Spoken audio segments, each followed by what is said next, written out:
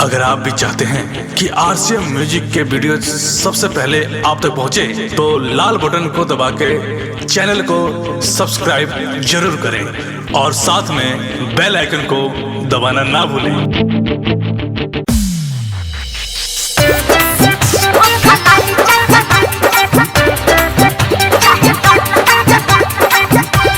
आप सुन रहे हैं और यादव और टिंकी याली को।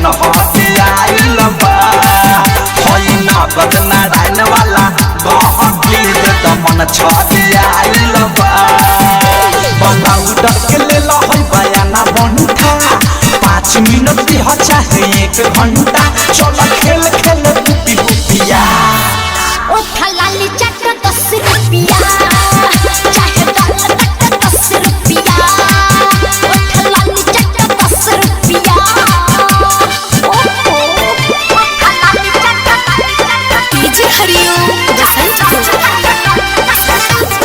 Diamond recording studio छौड़ादाना।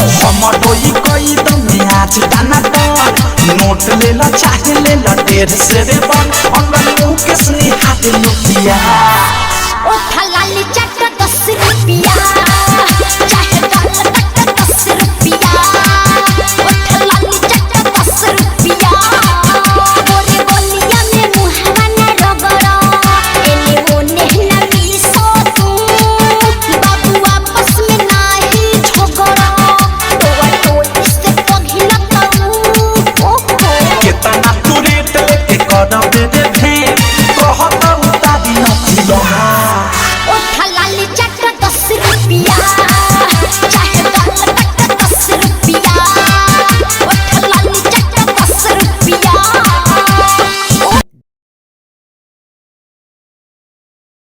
डाउनलोड कीजिए RCM music official app play store से। आरसीएम म्यूजिक के सारे ऑडियो वीडियो डाउनलोड करने के लिए